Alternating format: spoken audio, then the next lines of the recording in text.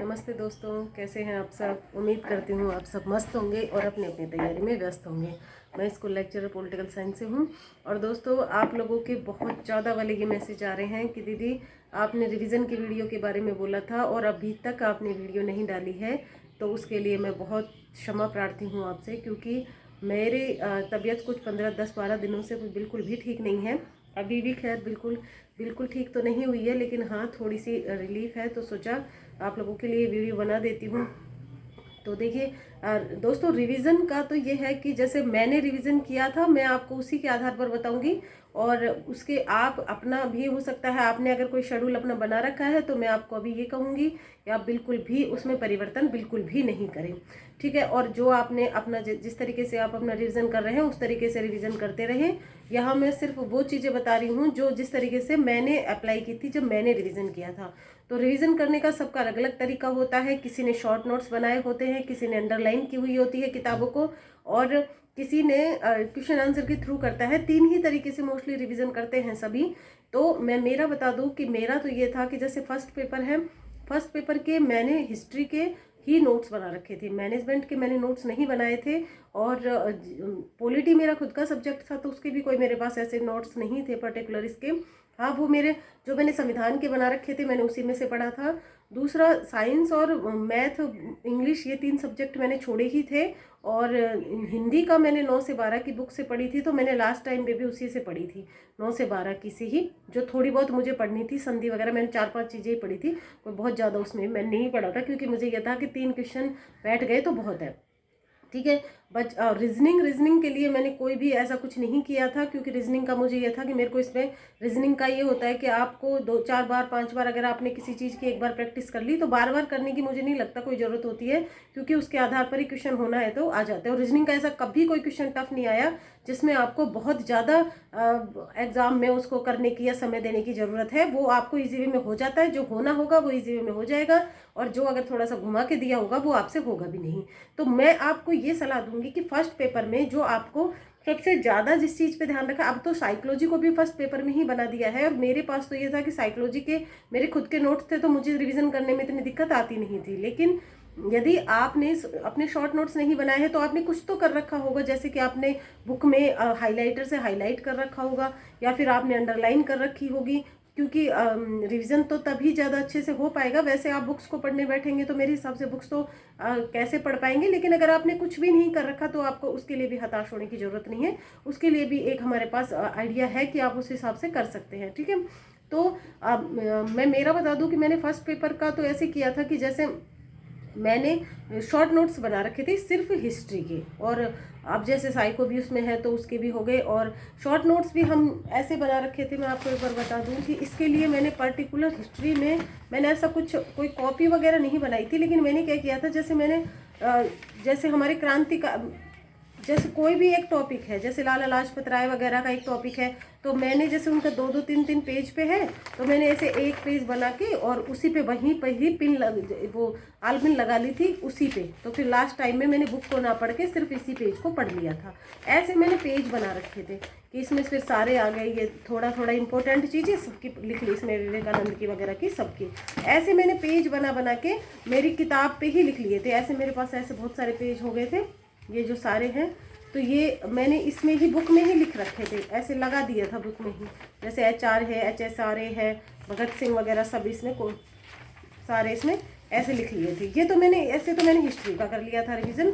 अभी मैं आपको बताऊंगी कि रिवीजन का मेरा तरीका भी कैसे स्टेप बाय स्टेप। और मैनेजमेंट का मैंने अंडरलाइन कर रखी थी, बुक से ही अंडरलाइन कर रखी थी। तो मेरा तो ये होता था जैसे मैं मेरा वो मैं आपको खैर बता रही हूँ आगे। अब सब्जेक्ट का देखें तो सब्जेक्ट का हिस्ट्री का वो साइको का मैंने आपको बता ही दिया कि साइको के मेरे पास खुद के रजिस्टर हैं, जो मैंने 3 रजिस्टर बना रखे हैं। उनको मैं सुबह से शाम तक एक दिन में 4-5 घंटे में पूरी साइको रिवीजन कर लेती हूँ, क्योंकि वो मेरे खुद के नोट्स हैं, मैंने खुद ने बनाए हैं। तो मुझे सब कुछ पता है, क्योंकि सारी ग्रेड में मैंने प्री से लेके और मैंने रीट मुख्य परीक्षा तक सेकंड ग्रेड फर्स्ट ग्रेड सब में वही नोट्स पढ़े हैं मेरे। तो साइको में मुझे कभी दिक्कत आती नहीं थी। और मेरे पास ऑब्जेक्टिव बुक भी थी धीर सिंह जी वाली। सब्जेक्ट की बात करें तो पॉलिटी के लिए मैंने पॉलिटी के भी मैंने शॉर्ट नोट्स, पॉलिटी के मेरे पास नोट्स थे, वो शॉर्ट नोट्स बनाने की मुझे किसी टॉपिक की तो ज़रूरत इतनी ज़्यादा नहीं थी, कुछ कुछ की ज़रूरत थी, क्योंकि IR का भी मैंने IR और कंपैरेटिव के लगभग मैंने वो नोट्स बेनीवाल सर के पढ़े थे, तो वो ही नोट्स मैंने एग्ज़ाम तक वो ही पढ़े थे, दूसरी चीज़ कोई पढ़ी ही नहीं ज़्यादा। और दूसरी बात यह है कि थ्योरी और थॉट्स के मेरे खुद के नोट्स थे, तो मैं उसी से रिवाइज करती थी बार बार। और जो हमारी भारतीय राजनीति और भारतीय राजनीति व्यवस्था वाली टॉपिक है, इंडियन पॉलिटी वाला, उसके मैंने ऐसे कुछ शॉर्ट नोट्स बना रखे थे। अब ये इनकी स्थिति बहुत बुरी वाली हो गई है, क्योंकि बेचारे इधर से उधर घूमते फिरते हैं। ये अब देखिए, ये कुछ पेज हैं, आपको शायद उल्टा सीधा देखिएगा, ऐसे है। इसमें मैंने पूरा ये मेरे बना रखे थे मैंने भारतीय राजनीति वाले टॉपिक के, इसमें ऐसे बना रखे थे। अगर आपने ऐसे बना रखे हैं तो आपको दिक्कत ही नहीं आएगी सारे। तो मेरे पास ये था कि मुझे रिवीजन करने में थोड़ा सा मेरे को ये वाले फ़ायदा हो गया था कि मैंने मेरे नोट्स बना रखे थे, शॉर्ट नोट्स भी थे और नोट्स भी थे। आपको ध्यान रखना है, अगर आप किसी कोचिंग कर रहे हैं और आपने मान लो शॉर्ट नोट्स का, आपको टेंशन लेने की बिल्कुल ज़रूरत नहीं, क्योंकि कोचिंग वाले नोट्स वो शॉर्ट नोट्स टाइप ही होते हैं, तो उनको शॉर्ट करने की बिल्कुल ज़रूरत नहीं है। आपको जितना वो है उसको पढ़ेंगे, क्योंकि वो ऐसे अगर आप पूरा डेडिकेशन से और पूरी एकाग्रता से पढ़ेंगे तो एक दिन में पूरी, मतलब लगभग एक, जैसे किसी भी एक को हिस्ट्री को उठाते हैं, 2 सब्जेक्ट उठाते हैं तो एक हिस्ट्री पूरे एक दिन में हो जाएगी। अगर 2 उठाते हैं तो 2 दिन में 2 सब्जेक्ट हो जाते हैं। अगर आप बहुत, क्योंकि अब तो आप 15 लगभग 12-13 घंटा तो दे ही रहे होंगे पढ़ाई के लिए। तो ये तरीका है। दूसरा तरीका ये है कि जैसे मैं मेरी फ्रेंड की भी बात करूँ तो उसने भी ऐसे किया था कि मेरे पास जैसे शॉर्ट नोट्स थे, उसके पास शॉर्ट नोट्स नहीं थे, क्योंकि उसने बनाए नहीं थे खुद के। तो वो क्या करती थी कि जैसे एग्ज़ाम से पहले उसने एक महीने पहले तो लगभग उसने सिर्फ ऑब्जेक्टिव ही निकाले थे। ऑब्जेक्टिव निकालती, मैंने बहुत सारे मिलने वालों को भी देखा है कि वो ऑब्जेक्टिव के आधार पर ही रिवीजन करते हैं। ऑब्जेक्टिव के आधार पर रिवीजन कैसे होता है, जैसे मान लो आपने जैसे गुप्तकाल पढ़ा, हिस्ट्री से बात कर लेते हैं, गुप्तकाल पढ़ा था, पहले पढ़ा था, अब आपको 1 महीना आपका एग्जाम का बचा है। 1 महीने, अभी तो खैर आपका 1 महीना नहीं बचा, लेकिन अब फॉर एग्जाम्पल बोल रही हूँ कि 1 महीना आपका एग्जाम का बचा है, तो आपको क्या करना है, आपको गुप्तकाल के क्वेश्चन आंसर करने हैं, जहाँ से जो भी मिले वो क्वेश्चन आंसर करने हैं। अब आपको ये देखना है कि कौन सा टॉपिक है गुप्तकाल का या फिर हिस्ट्री में, जितने भी आपके पास टॉपिक है। शुरू में जैसे 2-3 घंटे आप हिस्ट्री को दीजिए, उसमें आप लगभग 4 से 5 टॉपिक का टारगेट रखिए कि ये मुझे अच्छे से क्वेश्चन आंसर करना है। क्वेश्चन आंसर का मतलब है चारों ऑप्शन अच्छे से पढ़ने हैं कि ये ही क्यों आया, दूसरा क्यों नहीं आया। रिवीजन तो इसी तरीके से होता है कि तो फिर आपको क्या करना है कि जैसे उसमें से मान लो आपने क्वेश्चन आंसर किए, 5 टॉपिक आपने उठा लिए कि आज मुझे हिस्ट्री के एक पेज पे लिखिए व्हाइट पे सबसे पहले कि मुझे आज 5 टॉपिक निकालने हैं हिस्ट्री के और 2 टॉपिक निकालने हैं मैनेजमेंट के, और ऐसे मुझे 6 से 7 टॉपिक निकालने हैं अपने सब्जेक्ट के। मोटे मोटा ये आइडिया लेके चलिए। फिर आपको क्या करना है कि जैसे मान लो आपने क्वेश्चन आंसर किए, 5 टॉपिक आपने हिस्ट्री के लिए थे, ऐसा तो हो नहीं सकता कि आपके पाँचों के 5 टॉपिक में से आपको कहीं कोई दिक्कत नहीं आए। जिस टॉपिक से, जैसे मान लो गुप्त काल में से आपको थोड़ी सी भी कहीं, जैसे कि चित्रकला में कहीं दिक्कत आई, या ऐसा कौन सा टॉपिक था जिसके क्वेश्चन में सोचने के लिए आपको बहुत सारा समय लगा, या फिर आपको ऐसे करना है कि जो क्वेश्चन आपका तुक्के से सही हुआ, मतलब मान लो आपका सही तो हो गया लेकिन आपको बहुत ज़्यादा अच्छे से वो आ नहीं रहा था, तो आपको क्या करना है, ये आपका रिवीजन का मुझे ऐसे लगता है सबसे बेस्ट तरीका है। क्योंकि सेकंड ग्रेड में मैंने भी यही फॉलो किया था, क्योंकि सेकंड ग्रेड में मैंने नोट्स नहीं बनाए थे अपने, क्योंकि मेरे पास समय नहीं था, मैंने 4 महीने में तैयारी की थी। तो ये बहुत ही अच्छा कारगर तरीका है कि क्या कर रहा है, जैसे आपने हिस्ट्री के एक दिन के आप 5 टॉपिक उठाइए, हिस्ट्री के लगभग 5, और मैनेजमेंट के आप 2 से 3 उठाइए, और इसी तरीके से अपने सुबह दोपहर से पहले का समय हिस्ट्री और मैनेजमेंट को दीजिए, और दोपहर के बाद का पूरा समय आप अपने सब्जेक्ट को दीजिए। जब मैनेजमेंट कंप्लीट हो जाएगा तो साइको उठा लीजिए, कोई दिक्कत नहीं, आराम से सिलेबस हो जाएगा। घबराहट से सिलेबस कंप्लीट नहीं होगा, बस आप पेशेंस रखिए, सब कुछ हो जाएगा। अपना एक शेड्यूल बनाइए, पूरा एक पेज लीजिए, उसमें अपना एक शेड्यूल बनाइए पूरे 15 दिन का। ज़्यादा लंबा बहुत ज़्यादा लंबा वाला आपको अपना शेड्यूल नहीं बनाना है, क्योंकि वो फिर पूरा नहीं होता तो वैसे टेंशन हो जाती है। लगभग 10 दिन का बनाइए, 8 से 10 दिन, और अपने आपको ऐसे करना है कि उसमें आपका 30% सिलेबस कंप्लीट हो जाना चाहिए उस 10 दिनों में। तो आपको क्या करना है, जैसे अभी आप क्या करें, जैसे हिंदी है, इंग्लिश है, इनको थोड़ा सा छोड़ दें, इनको अभी रहने दें, क्योंकि इनके इतना ज़्यादा वेटेज नहीं है, और ये क्वेश्चन ऐसे हैं कि होना होता है तो इजी वे में हो जाता है, नहीं होना होगा तो नहीं होता है। तो इन पे इतने घबराहट वाली ज़रूरत नहीं है, क्योंकि हमने पहले भी रिट्वीट में पढ़े हुए हैं, तो इतनी दिक्कत आएगी नहीं। दूसरी बात यह है कि जैसे आपने 5 टॉपिक लिए मान लो हिस्ट्री के, अब आपको जहाँ भी दिक्कत आ रही है, पहले देखिए बहुत सारे टॉपिक ऐसे होते हैं देखते ही निशान लगा देते हैं, हम एक बार पढ़ते ही निशान लगा देते हैं, इसका मतलब ये है वो टॉपिक हमारा बहुत अच्छा है। अब इससे हमको क्या फ़ायदा होगा कि जहाँ हम अटक रहे हैं, मान लो चित्रकला में हम अटक रहे हैं, तो हमको सिर्फ चित्रकला ही पढ़नी है। मान लो हमने मुगल काल पढ़ा और मुगल काल में हम कहीं अटक रहे हैं तो हमको सिर्फ वो ही पढ़ना है। मान लो हमने जितने भी क्रांतिकारी हैं उनमें लाला लाजपत राय है, विपिन चंद्रपाल है, मान लो विवेकानंद है, दयानंद सरस्वती है, जहाँ भी जिसमें भी जिसके बहुत सारा ऐसा होता है कि हमारे 2-3 तो सही होते हैं, 2-3 तो हमको बहुत अच्छे से आ रहे होते हैं और एक आध में ही हम अटकते हैं।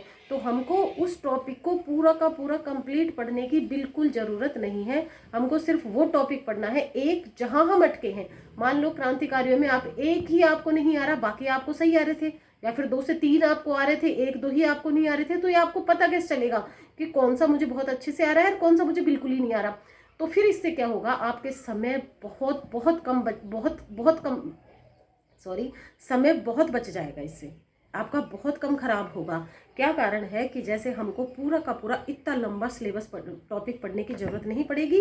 जिस टॉपिक में हम एक टॉपिक मान लो हम उसी में अटके हैं, जैसे मान लो गुप्त काल है उसमें भी बहुत सारे पार्ट दे रखे हैं, और मान लो मुगल काल है उसमें भी बहुत पार्ट दे रखा है, और भी जैसे क्रांतिकारी वाला 1857 की क्रांति है, भारत की है, राजस्थान की है, जहाँ आप अटक रहे हैं पूरा टॉपिक पढ़ने की ज़रूरत नहीं है मेरे हिसाब से।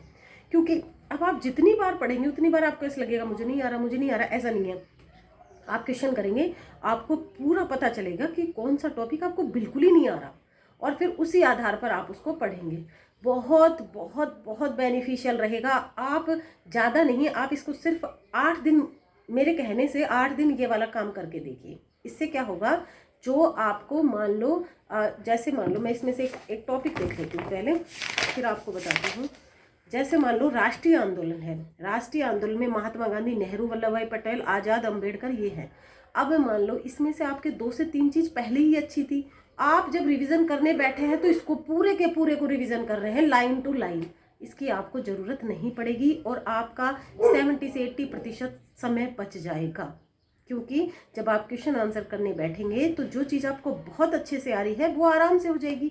तो मेरा आपको ये सलाह है कि अब आपके पास लगभग 2 से 3 अच्छे वाले प्रैक्टिस सेट होने चाहिए। जितना ज़्यादा प्रैक्टिस करेंगे उतना अच्छा रिवीजन होगा। रिवीजन के 3 से 4 तरीकों में मैं जिसको सबसे बेस्ट मानती हूँ वो है क्वेश्चन आंसर वाला प्रैक्टिस सेट वाला रिवीजन। क्योंकि उससे क्या होता है कि जहाँ हम अटके हमने तुरंत उस टॉपिक को उठाया और सिर्फ हमने वो ही, जैसे मान लो हम मुगल काल में साहित्य पे अटक गए कि साहित्य वाले क्वेश्चन मुझसे नहीं हुए, बाकी तो मुझसे आराम से हो गए, तो हम पूरे मुगल काल को क्यों पढ़ेंगे, सिर्फ हम साहित्य वाले टॉपिक को ही पढ़ेंगे। ऐसे आप अपना देखिए, सबका समय अलग अलग है। यहाँ मैं आपको बता भी दूँ कि आपको इस तरीके से रिवीजन का टाइम मैनेजमेंट करना है, लेकिन वो आपका अपना है। क्योंकि किसी को दिन में पढ़ना है, किसी को रात में पढ़ना है, किसी को कब पढ़ना है, और सबको किसी को 5 घंटे 7 घंटे मिल रहे हैं, किसी को 15 घंटे मिल रहे हैं, तो सबका अलग अलग है। आप आज ही से ऐसे करिए जैसे मैंने किया था। मैं तो मेरा बता रही हूँ, 3 ग्रेड में मेरा लगभग था, तो मैंने तो पहले एक पेज बनाया 8 दिन का, ज़्यादा नहीं 8 से 10 दिन का। आप अपना एक शेड्यूल बनाइए और उसमें अपने एक टॉपिक लिखिए कि मुझे हिस्ट्री इतनी करनी है, बड़े बड़े सब्जेक्ट ले लीजिए अभी तो, और मैनेजमेंट इतनी करनी है और सब्जेक्ट इतना करना है। आप आधे से ज़्यादा समय अपने सब्जेक्ट को दे दीजिए और आधा समय आप फर्स्ट पेपर को दे दीजिए। क्योंकि फर्स्ट पेपर बहुत ज़रूरी है। क्योंकि हमारी वाली भर्ती में फर्स्ट पेपर के चक्कर में जिनके अच्छे अच्छे नंबर 300 नंबर तक पहुंच रहे थे सब्जेक्ट में, उनका भी सिलेक्शन नहीं हुआ। तो फर्स्ट पेपर को हल्के में मत लीजिए, उसको भी साथ लेके चलिए ना। और दोनों का एक साथ ऐसे टाइम मैनेजमेंट बनाइए। जैसे आपको पता है कि जैसे हमारे 5 से 6 पार्ट हैं सब्जेक्ट के, तो पहले एक को ले लीजिए, जैसे थ्योरी का ले लिया, फिर थॉट्स का ले लिया, फिर IR का ले लिया, कंपेरेटिव का ले लिया, और ऐसे आप सारे कर लेंगे। तो जो इसमें क्या फ़ायदा होगा कि जिससे जैसा आप जहाँ आपका वीक है उसको आपको बार बार फिर आप रिवीजन कर लेंगे, और जो आपको अच्छा आता है उसको एक बार आप सरसरी निगाह से देखेंगे और आपका मस्त वाला बढ़िया रिवीजन हो जाएगा। क्योंकि और हाँ, दूसरी बात यह है कि ऑब्जेक्टिव वाला हो गया, यदि आपने अंडरलाइन कर रखी है तो आप उनको बार बार पढ़िए, ठीक है ना। ये हो गया। दूसरा, एक बार पढ़ने, हाँ बहुत सारे लोग ऐसे करते हैं, मैंने मेरे भी घर में देखे हैं कि बोल बोल के पढ़ते हैं। बोल बोल के पढ़ने वाला रिवीजन मत कीजिए अब। क्योंकि जब हम बोल बोल के चीज़ों को पढ़ते हैं तो वो 4 गुना 3 गुना ज़्यादा समय लेती हैं, और जब हम नज़रों से पढ़ते हैं तो वो हमारा फटाफट फटाफट फटाफट रिवीजन होता है। आप, लेकिन मेरा आपको ये सलाह है कि आप अपना एक पेज पे शेड्यूल बनाइए, दिमाग में मत बनाइए, पेज पे बनाइए। उसमें आपको क्या होगा, जब आप सब कुछ लिखेंगे पेज पे तो आपका कॉन्फिडेंस बहुत बढ़ जाएगा। आपको ये लगेगा कि अब मेरे पास 8 दिन 10 दिन है और मैं इसमें अपना रिवीजन बहुत अच्छे से कर लूँगा, और 10 दिन के बाद में फिर मैं इतना तो मेरा 10 दिन में हो ही जाएगा, फिर इतना और 10 दिन में हो जाएगा, ऐसे करके 50 दिन में आराम से मैं सब कुछ कर लूँगा, मेरे कोई टेंशन नहीं है।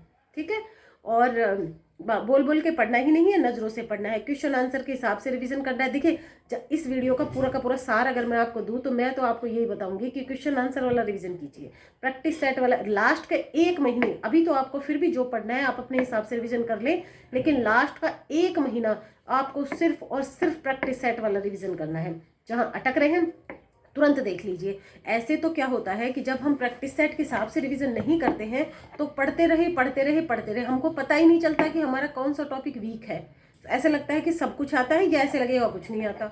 तो सब कुछ आने के चक्कर में फिर हमारा ढंग से रिवीजन नहीं हो पाता। तो मेरी तो इससे अच्छा है कि आप क्वेश्चन आंसर से करिए, क्वेश्चन आंसर से करेंगे तो आपको पता चल जाएगा तुरंत। और 2-3 तरह के प्रैक्टिस सेट ले आइए, कोई दिक्कत नहीं है।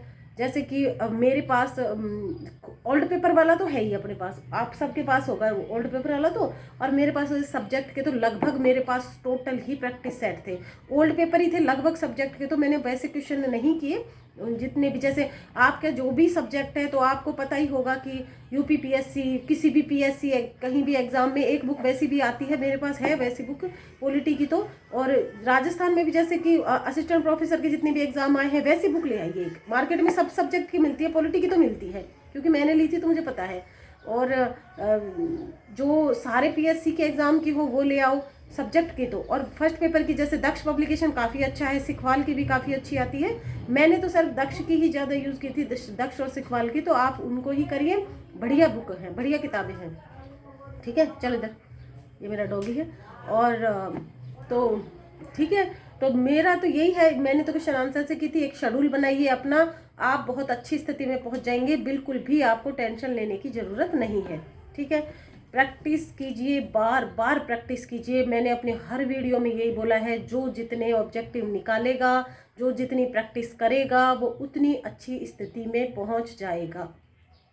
बिल्कुल भी टेंशन लेने की ज़रूरत नहीं है। इस वीडियो के बाद भी यदि आपकी कोई भी क्वेरी है, किसी भी तरीके की आपको दिक्कत आ रही है, आप प्लीज़ एक बार कमेंट कीजिएगा। मैं जहाँ तक मेरा अनुभव है, मैंने, देखिए मैं आपको एक बात बताती हूँ कि जब हम तैयारी करते थे तो मैं सेलेक्टेड लोगों की जब वीडियो देखती थी तो ऐसे, मतलब ऐसी चीज़ें बताते थे जो ऐसा लगता था कि मुझे तो, अब मैं जब सेलेक्ट हुई हूँ तो मुझे नहीं लगता कि वो चीज़ें वो सही बताते थे, क्योंकि बहुत सारी चीज़ें तो ऐसी बताते कि जो ऐसे लगता कि भाई इनका ही हो सकता है, हमारा तो हो ही नहीं सकता। लेकिन मैं आपको बात बता दूं कि बहुत बहुत सामान्य चीज़ें हैं।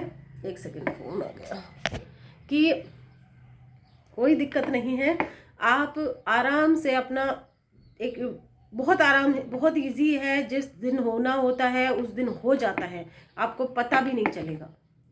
क्योंकि जितना इसको बहुत बड़ा लोगों ने बना रखा है उतनी कोई दिक्कत नहीं आती है। आप जितने, मैंने अभी जैसे अभी नीट का पेपर हुआ है अभी 2-4 दिन पहले, तो हमारे भी 1-2 घर वालों ने, घर में भी पेपर दिए हैं सब, बहुत सारे लोगों ने। तो मैं आपको एक बात बता दूं, बहुत सारे तो नहीं, 2-3 लोगों ने, तो कि मेरे मिलने वालों ने भी दिए हैं। कि बहुत, इसमें क्या होता है एग्ज़ाम में, कंपटीशन में तैयारी से ज़्यादा आपकी मेंटल स्टेबिलिटी का फ़र्क पड़ता है। आप एग्ज़ाम सेंटर में कितना ही पढ़ा है आपने इन दिनों में, लेकिन अगर आपने वहाँ पर अपना दिमाग पूरा स्टेबल नहीं रखा, पेपर का लेवल देख के घबरा गए, क्योंकि ऐसे बहुत सारे बच्चे, अभी जो नीट वाला पेपर हुआ उसमें ऐसा हुआ कि बहुत गजब की तैयारी थी, और लेकिन वहाँ 2-4-5-10 क्वेश्चन शुरू के कठिन देखे और घबरा गए तो सारे कल्याण हो गया, सारी कहानी खत्म हो गई। और बहुत बच्चे ऐसे भी थे जो बहुत कम तैयारी में गए थे, लेकिन वहाँ पर उन्होंने अपना माइंड स्टेबल रखा और बहुत अच्छे मार्क्स से उनका सिलेक्शन भी होगा।